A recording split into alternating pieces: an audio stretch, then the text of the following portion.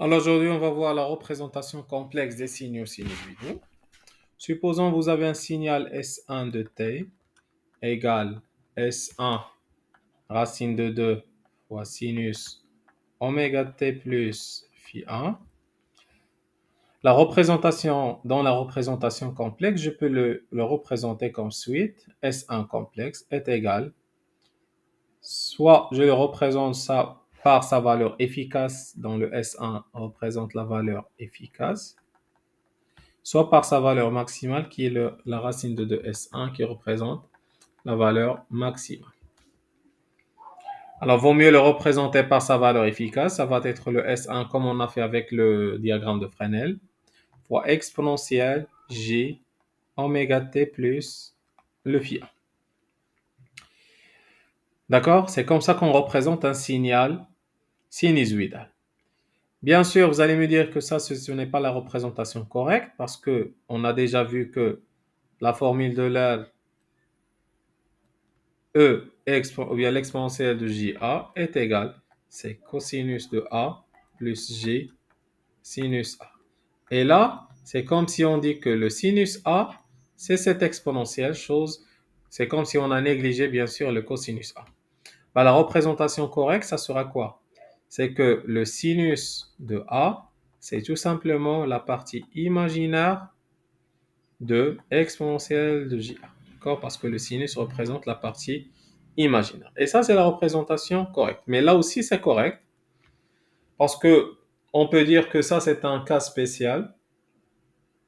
Et que aussi, la partie imaginaire dans le domaine génie électrique ou bien traitement de signal, c'est elle qui contient l'information de tout le signal. Et ça, on va la démontrer. D'accord? Alors, imaginons par exemple, on veut faire la somme des deux signaux. Par exemple, vous avez S1 de t est égal, par exemple, 5 racine de 2 fois sinus oméga t, et je vais dire plus 90 degrés.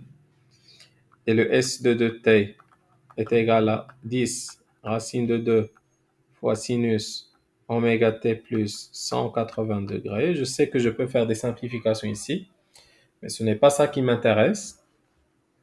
On a dit que ça, c'est tout simplement l'imaginaire de 5 racine de 2 fois exponentielle J oméga t plus 90 degrés.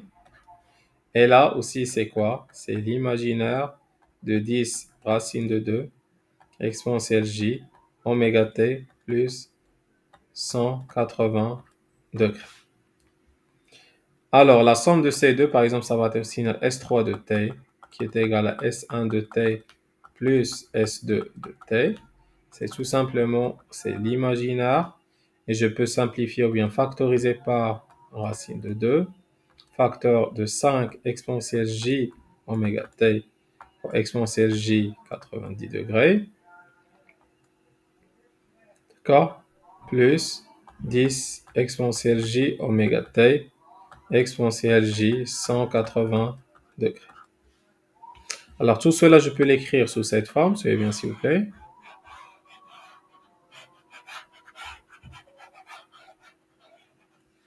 Alors tout cela, je peux l'écrire sous cette forme, que le S3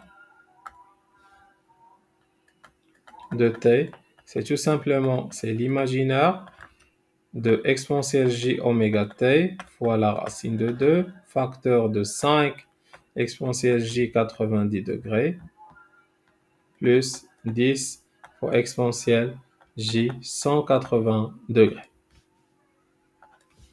Tout cela est égal, c'est l'imaginaire de exponentielle J oméga t fois racine de 2, facteur 5 cosinus 90 degrés, plus 5 plus J5 sinus 90 degrés, encore plus 10 cosinus 180 degrés, plus J10 sinus 190 degrés.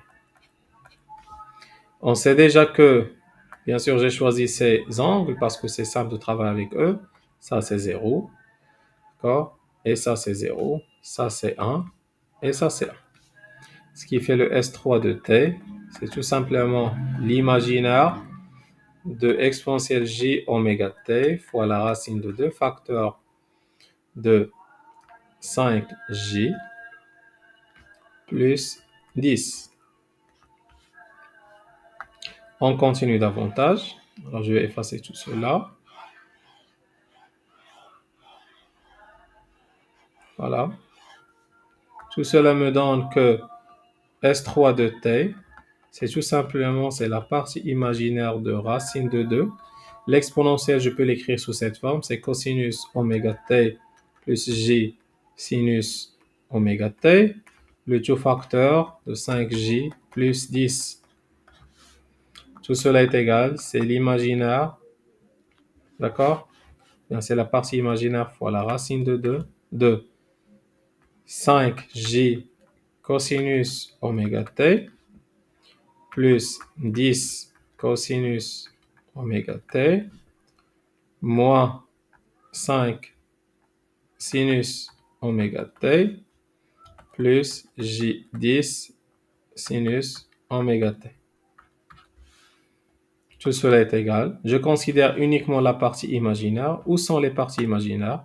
C'est ça, 5j cosinus oméga t. Et bien sûr, c'est le 10 sinus oméga t. Tout cela est égal, c'est la racine de 2 facteurs de 5 cosinus oméga t plus, d'accord, 10 fois sinus oméga t.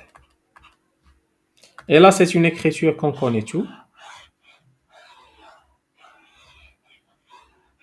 D'accord, ça, c'est une écriture qui est fameuse, qui vous dit tout simplement, si vous avez A cosinus x plus B fois sinus x, ça, c'est écrit sous cette forme, c'est A carré plus B carré fois sinus de x plus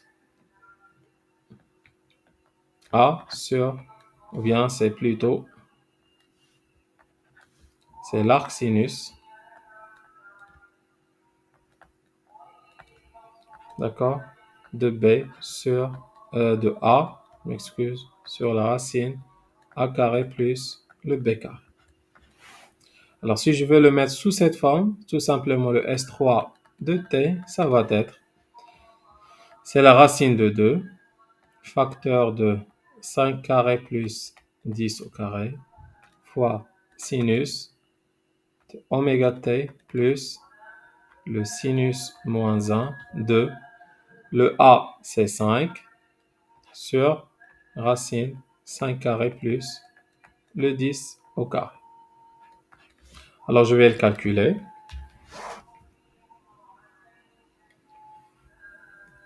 C'est racine de 2 fois racine 5 carré plus 10 au carré. Tout cela, c'est 15,80. C'est 15,81. Très bien. Fois sinus oméga t plus sinus moins 1 de, bien sûr, 5 sur 11,18. On va le calculer.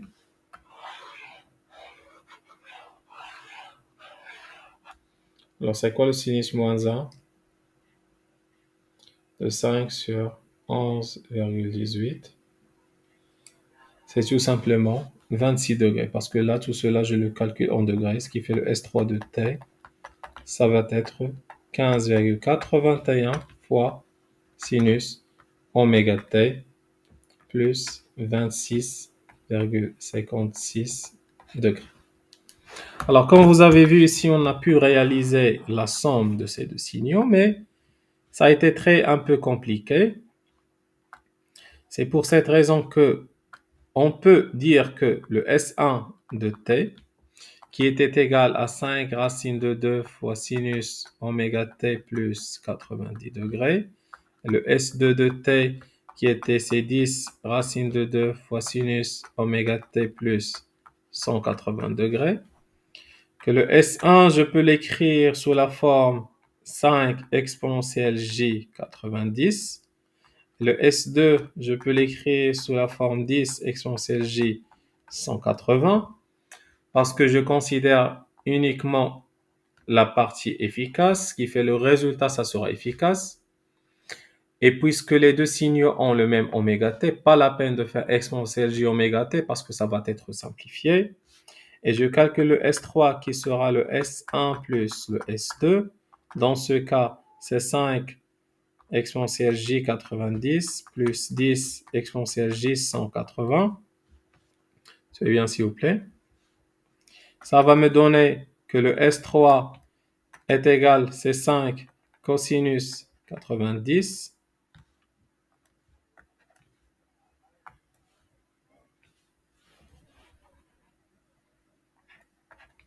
plus 5 j sinus 90 plus 10 cosinus 180 plus j 10 sinus 180. Ça, c'est 0. Ça, c'est 0. Ce qui fait le S3, c'est tout simplement 5j plus 10. D'accord? C'est ce que vous voyez ici. C'est 5j plus 10. Ainsi, le module de S3, c'est tout simplement 5 carré plus 10 carré qui est égal à 11,18 et que le déphasage phi3, ce n'est que le tangente moins 1 de la partie imaginaire sur la partie réelle. Dans ce cas, on calcule tangente moins 1. C'est tangente moins 1.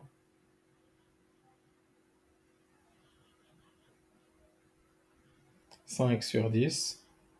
Ça vous donne, c'est le 26,56. Ainsi, le résultat, ça sera simple. Le S3 de t, c'est le module S3 fois racine de 2 fois sinus oméga t plus le phi3. Ce qui fait le S3 de t, ce n'est que le 11,18 fois la racine de 2 fois sinus oméga t plus 26,58 degrés. Ce qui fait le S3 de t, c'est bien sûr le 11,18 fois racine de 2. C'est la même chose qu'on a calculé ici, qui est le 15,81. D'accord? C'était le 15,81 fois racine de 2. C'est pas la racine de 2 parce qu'on l'a déjà calculé. Fois sinus oméga t plus 26,58 en degrés. Là, c'est la partie S3 max. Et là, bien sûr, c'est le phi3. Ainsi, ce que je peux résumer, qu'un signal sinusoïdal, ou bien si vous travaillez dans un domaine linéaire avec des dipôles linéaires, et que vous avez un signal sinusoïdal S1 de t qui est égal à S1 racine de 2 fois sinus oméga t plus phi 1, et le S2 de t qui est égal à S2 racine de 2 sinus oméga t plus phi 2. Et on a dit que vous travaillez dans un circuit linéaire qui est représenté ou bien qui contient les dipôles R, L ou bien le C. Ces signaux, d'accord, ou bien n'importe quel signal dans ce circuit, vous pouvez le représenter. Par exemple, le S1 complexe, ça sera uniquement représenté par sa valeur efficace exponentielle j phi 1. Et le signal S2, ça sera représenté par sa valeur efficace exponentielle j phi 2 parce que le oméga t, elle est constante.